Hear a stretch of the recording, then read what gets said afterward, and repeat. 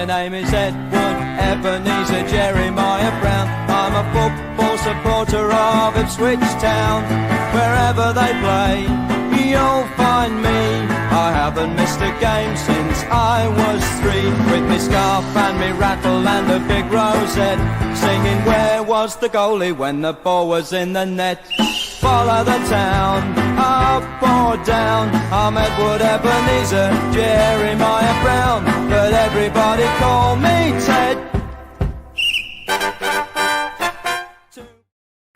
Hello and welcome to this week's edition of We Follow the Town, a weekly Ipswich Town podcast looking into all things Ipswich. And this week we are talking about the Euros finals and the semi-finals that occurred the other day. And I have no better guest to join me than David from Over the Bar. First of all, David, how are you and what have you made of the semi-finals? Yeah, I'm good, Ben. Cheers. Thanks for having me on again. Both really good semi-finals. I think the Italy-Spain one was better in terms of the quality. The England game had it all in it on Wednesday night. Dramatic start to finish, and we didn't make it easy for ourselves, did we? But two fantastic games, and it builds well for the final. So Spain versus Italy, two world-class teams, two teams of world-class players as well. What did you make of that game there? Because it had everything. It had drama, goals, or goals in extra time. Did you think that was maybe the game of the tournament, or do you think the game of the tournament goes elsewhere? Yeah, it was a good game. I won't have it quite as game of the tournament per se. Definitely be my top 3, but so I didn't watch the whole game live. I had to watch it when I got home. In hindsight, if I were to watch it live, I might have felt different. Going into it, knowing the score and the highlights, it might have took that edge off it for me. But it's definitely up there for me as one of the games of the tournament. So the two goal scorers for both teams was Chiesa for Italy and Alvaro Morata for Spain. Alvaro Morata has, of course, been in inconsistent form during the Euros. Morata and his miss, or penalty miss, was that a goal that he should have scored? Because he's never been known as a great penalty taker. He's never really been known to thrive under pressure. So surely he has to be gutted about missing that penalty. Yeah, I think it kind of sums up the tournament Morata's had, and he's never looked confident at any stage. I know he got 3 goals. I think it was 3 goals in the end, Morata. But you consider the amount of chances he's had and the sitters that he's missed. It was a big pressure penalty to take, and he was probably not the best man to go up with all that pressure on him, given what's gone on previously in the tournament with him. Good evening to everybody who's joining us in the chat. Feel free to get your questions in below and we'll answer them at the end of the show. Let's talk about Italy briefly, because Italy, in my opinion, have been the best team of the tournament. They've been probably the best team to watch football-wise. How proud should the Italians be of their team? Because Mancini has taken a squad full of, if I dare say, average Italian players and have turned them into absolute world beaters, hasn't he? Yeah, it's been an absolute ridiculous run they've been on as well. I think it's they're into the mid-30s, I think, games now unbeaten. Stretches back to 2018. They last lost in the Nations League against Portugal, and that was only 1-0. Then ever since then, they've just been winning games for fun. Even coming into this tournament, even on the form they were on, like I said, they came through their qualification unbeaten. Well, they've won every single game to qualify. Not many people even fancied them to get to the final. I think as the group stage went on, people slowly started to get on their hype regarding the Italian side. But Mancini's done a tremendous job, and the Italian public will be proud of the performance that they put in. So we'll talk about this later on when we preview the final. But do you reckon we should be very, very wary of the Italians' threats when we play them on Sunday? Because, they're a very good team, defensively solid. Bonucci and Chiellini, in my opinion, are probably the 2 best defenders in Europe. So should we maybe be a bit more cautious than we would normally be? Yeah, it's a difficult question to answer, really. I think with Italy, obviously in my lifetime, they've always been known as defensive specialists and a very difficult team to break down. But Mancini seems to have kind of torn that reputation up, and they do seem to be a lot more attacking. I think really with the England approach, just continue to play our own game. I don't think we should be adopting our game for the Italians. I think we've played to our strengths throughout the whole tournament, and I think we should continue that. I think the only thing I'd like to see is probably attacking with a bit more pace and intensity. Obviously, Chiellini and Bonucci, they're advancing in years, aren't they, football-wise, and they're not the fastest of centre-backs, and never have been. And I think that's something we do need to look to exploit, is the lack of pace in those two. Kane, again, not the quickest, but you've got to get Sterling in there. Whether they go with Saka, Sancho, Foden on the other side, they need to get in amongst them and use a bit of pace to exploit that Italian defence. So, Reece Curtis, the Italians are a very well-rounded team, strong defensive and attackive. So, this may be a question that maybe we should have prepared for, but where do you think Italy's weaknesses lie? Because from where I see it, I can't really spot a big weakness in their team.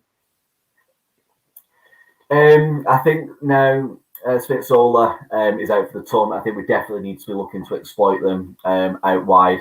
What they're left with isn't the strongest wing-back partnership that they've got, especially Emerson. Kind of getting the Chelsea team, even when they were short on left-backs, and I think he's like third or fourth choice at left-back at Chelsea. So I think that's somewhere we need to target. And Di Lorenzo is steady, but again, it's somewhere that I think Sterling will fancy his chances up against him. So I think they're the two areas we do need to be trying to exploit. So let's get on to the other game in the semi-finals, England 2, Denmark 1. So going into this game, was I the only one who felt that maybe we could lose, and I'm maybe being a bit pessimistic? No, I was saying to a lot of my friends and family, I was like, I had a really bad feeling heading into Wednesday night. I think when it comes to England, I don't think anyone can go into a game 100% thinking they're going to do the business, and especially a semi-final. I think a lot of us went to the 2018 World Cup semi-final thinking we'd beat Croatia, and look how that turned out. So yeah, I think personally I went into it expecting to win, but at the same time I wasn't shocked if we'd have lost that game. It was one of those that I wasn't 100% confident going into. And of course, the first team to score was Denmark. Mikkel Damsgaard. I'm going to restart that again. Mikkel Damsgaard's opening goal for Denmark was the first direct free kick goal scored in the tournament. So when that goal went in, it was a very well struck free kick. Were you fearing for the worst? Yeah, I think it was one of those. I think I turned around to the wife at the time and said, this is just typical England. Gave everyone's hopes up. Just a dash, and yeah, I did fear the worst. But I think as soon as that first goal of ours went in, we responded so quickly. I thought there's a different mentality about this England team. I think that's the first time I've genuinely believed that there's been a huge shift in the mentality from England under the likes of Capello, Hodgson, all the poor managers we've had in yesteryear. But I think Southgate's really turned things around, and this England side is just a whole different animal now under Southgate. So England had to fight for their victory against the steely Denmark with keeper Kasper Schmeichel in inspiring form. Although England replied quickly as Denmark captain Simon Kjær turned in Bukayo Saka's threatening cross 6 minutes before the break for an own goal. Was that an own goal? Because personally, I would have awarded that goal to Saka. Yeah, I don't think you can make any case for trying to give it to Saka. Personally, anyway. So I think the only way they can give it to Saka if the ball he put in was going on target. It was across the box. And it was going to go to Sterling if Kjær missed it. So yeah, I think own goal all day really. It was very unfortunate. It was one of those. If he wouldn't have got to that ball, Sterling would have been there to tap into an empty net. So let's talk about Schmeichel there, because again, I just said that he was in inspiring form. Do you reckon that he's been one of the standout goalkeepers of the tournament? Yeah, I think he's been one of the standout keepers in world football in 2021. For Leicester as well. If you look at that performance he put in the FA Cup final as well, for me, he won Leicester that FA Cup back in May for some absolutely incredible saves. And same again on Wednesday night. Some absolutely incredible saves. I think there was the Harry Maguire header in the second half, and I'm still scratching my head as to how Schmeichel got to it. But yeah, he's been absolutely incredible. And I think when it comes to Schmeichel, there's a lot of players who have famous family before them. I think Schmeichel's had a cracking career in his own right, and stepped out. Obviously, he's never going to be as good as his dad, but he's had a fantastic career in his own right, hasn't he? So how proud should Denmark be for their performance there? Because they have been a cracking team to watch this Euros. They've been very hard to break down. They've actually thrashed opponents. They've been an inspiring team to watch. So how proud should they be of how they've done? Oh, absolutely. They should be absolutely proud as punch and proud as punch for him, especially after what happened with Christian Eriksen that first game. And mentally, that first game against Finland, when they lost that game, there's no way that game should have continued within a 24-hour period. But again, that's an argument for a different day, isn't it? But they responded well against Denmark, and then obviously to get out of that group, I know it was deciding the final game quite late on, but they've just gone from strength to strength, and they've been a cracking team to watch, like you said. And yeah, the manager and the team deserve a lot of credit for the performance they've put in under the circumstances. So England won the game, of course, in added time. Kane scored in the 104th minute. Let's talk about that penalty there, because I might get a few complaints for being too nitpicky, but that was an incredibly poor penalty, wasn't it? Yeah, I think it's one of those. I think it was always going to be hard to score the perfect penalty with the pressure Harry Kane was under. The way Denmark were playing in the second half and then into extra time, they were out on their feet. And if England couldn't get it over the line extra time, I think it was one of those. If we'd have gone to penalties, we would have lost that. But that was the best chance England had to win that game in that second half, and Harry Kane knew that. And I think the standard of the penalty was reflective of the pressure he was under, really. So I'm going to play devil's advocate here, because some people are arguing that penalty should never have stood. Some people thought that, was an incredibly harsh penalty. So where do you stand?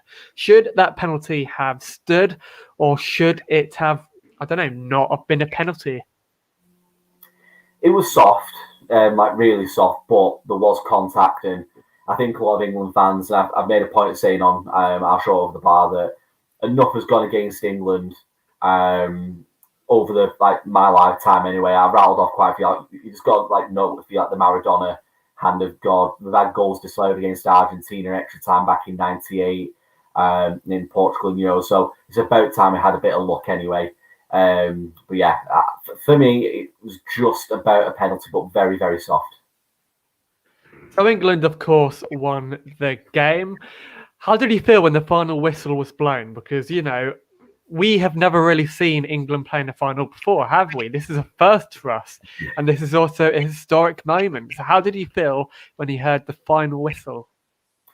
Yeah, I give it the initial big cheer like you'd expect. I think celebrated it like I celebrated the second goal, but I think after a couple of seconds, I've kind of had to pinch myself to when I'm hearing the words on TV, England are in the final. It's words we're not used to hearing, is it? Especially in our lifetime. We've only ever got to one final before, so yeah, it's very strange territory to say the words England are in the major final.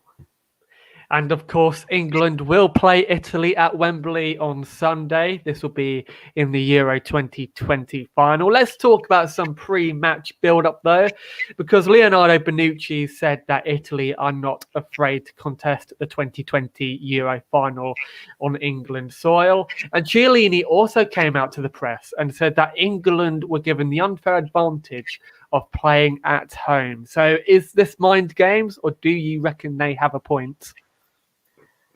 No, I think that statement about it being an unfair advantage play at home is a load of rubbish. All you got, every tournament has a host. It's always the same. This has been a very unique tournament in the fact that there's been a lot of games played at neutral venues and things like that. But France '98, for example, France played all their games at home. They got to the final, won it.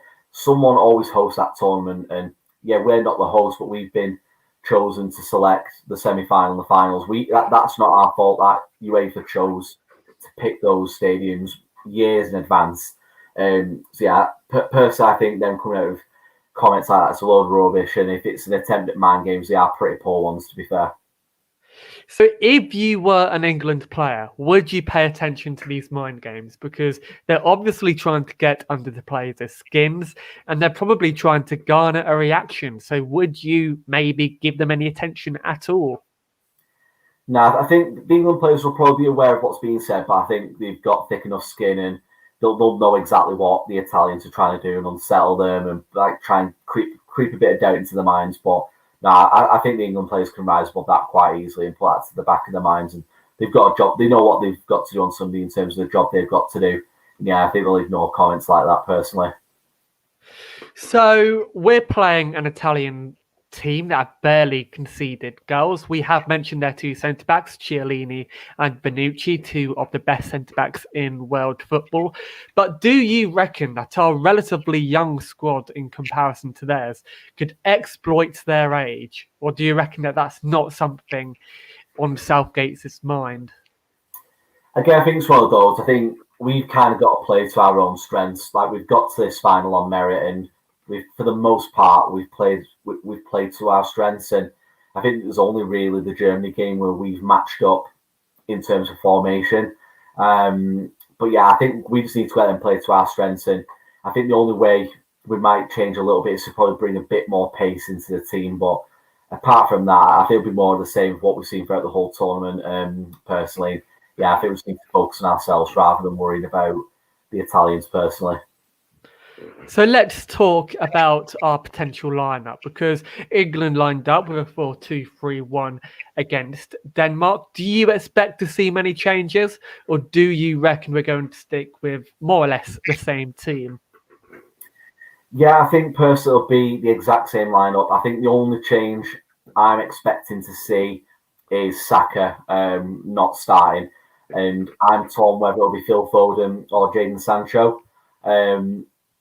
I think the trickery of Foden and Sancho, that is something that does need to come into that team. Like, Saka has been fantastic when he's been called upon, but I think this could be, I don't say an occasion too big for him, but I think we need somebody who has played, like Phil Foden's playing the Champions League final this year. Jadon Sancho's playing huge games already for Dortmund.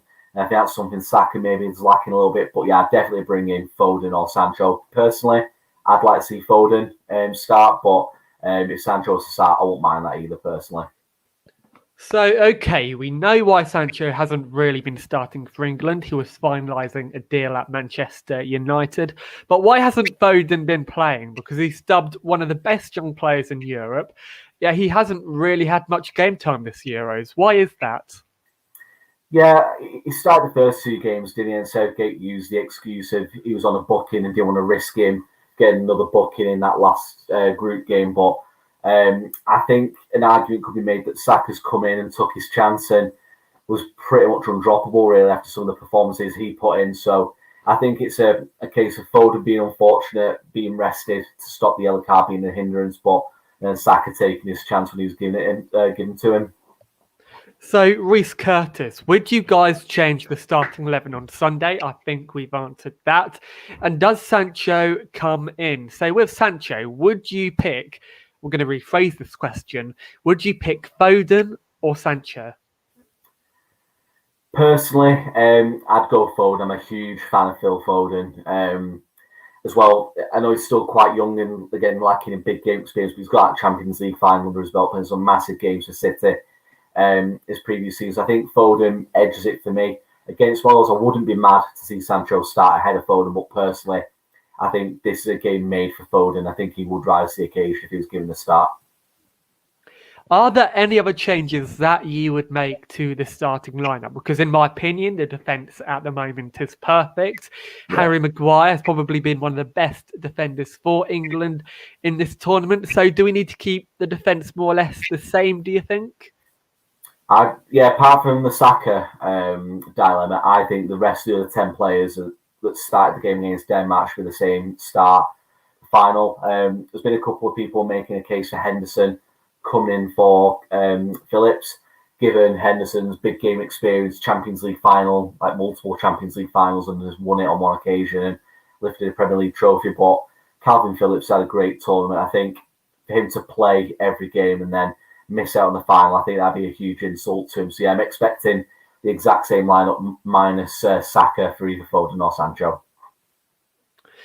So elsewhere, and this isn't really to do with football, but it kind of relates. A bit of a light-hearted question. Boris Johnson hasn't ruled out giving England a bank holiday should we win the Euros. What do you think about that? Do you reckon we should have a bank holiday or not?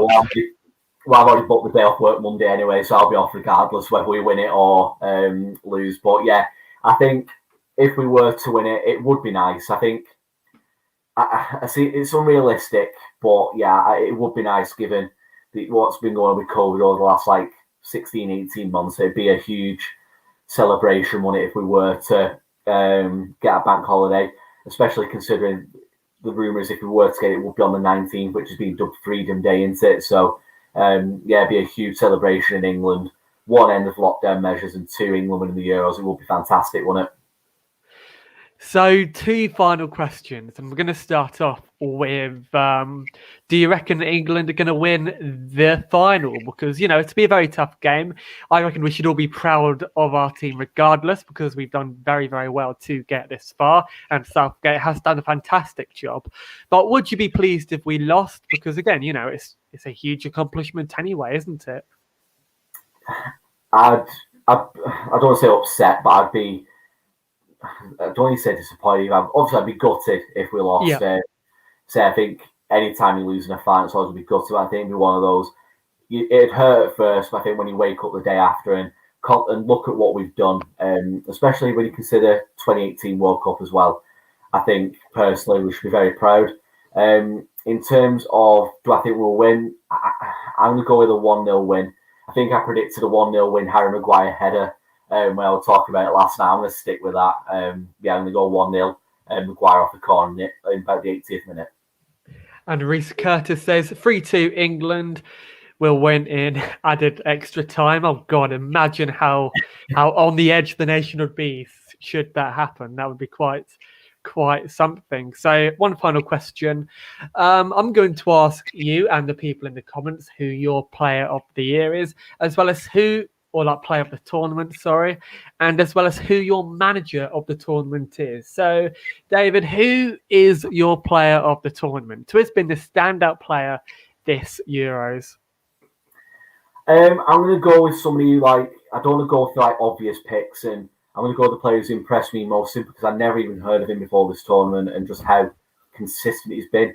Mikkel Damsgaard from Denmark has been absolutely incredible, and for me, I think he's been one of the huge factors as to why Denmark got to this stage of the tournament. I think the other obvious one to go look at, Jorginho, has been fantastic for Italy. Sterling, Declan Rice, Calvin Phillips for England have also got to be mentioned.